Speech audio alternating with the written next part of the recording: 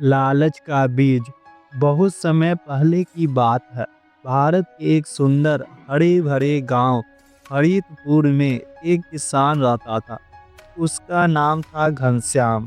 घनश्याम मेहनती था, परंतु उसमें एक एक बहुत साधारण कमजोरी किसान थी, और सुबह लालच। सूरज की पहली किरण के साथ घनश्याम उठ जाता। वह अपने खेतों में हल चलाता, बीज बोता और पौधों की देखभाल करता। गांव के अन्य किसान उसे सहराते थे क्योंकि उसका खेत हमेशा फसल से लहराता था। लेकिन घनश्याम को कभी संतोष नहीं था।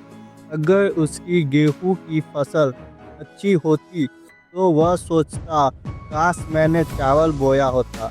अगर आम का दिन बाग बढ़िया जब वह फल खेत देता में तो काम वह कर रहा सोचता था, कि एक एक बूढ़ा साधु वहां से गुजरा। साधु भूखा था। उसने घनश्याम से कुछ खाने को मांगा। घनश्याम ने बेमन से एक सूखी रोटी और प्याज दिया। साधु मुस्कुराया और कहा, तेरा मन जितना कड़वा है उतनी ही कड़वी तुझ पर आने वाली विपत्ति होगी।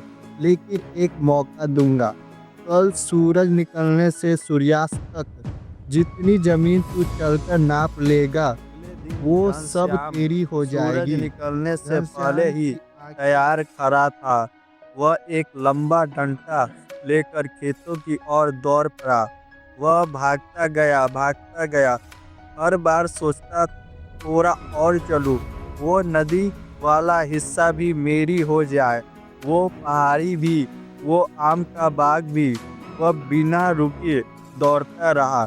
सूरज आसमान में चढ़ता गया, लेकिन घनश्याम नहीं रुका। घनश्याम को याद पसीने आया से कि तर उसने वापस आकर रेखा पूरी करनी है। वह उल्टे पांव भागा। उसके फेफड़े जलने लगे। दिल की धड़कन तेज हो गई। लेकिन वह नहीं रुका। ठीक सूर्यास्त से पहले वह शुरुआती बिंदु तक पहुंचा और वहीं गिर पड़ा धम से। गांव वाले दौड़े, लेकिन तब तक बहुत देर हो चुकी थी। घनश्याम मर चुका था। साधु फिर से प्रकट हुआ। उसने मुस्कुराकर कहा, देखो लालच का अंत। अब इसे केवल छह मृत्यु गांव वालों के लिए एक चेतावनी थी। अब लोग उसे एक कथा की तरह बच्चों को सुनाते। लालच का अंत विनाश होता है। यह बात सबने गांठ बांध ली।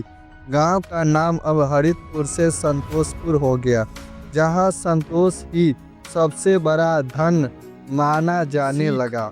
जितना है उसमें खुश रहना सीखो, वरना लालच तुम्हें वहां ले जाएगा जहां केवल पछतावा बचता है।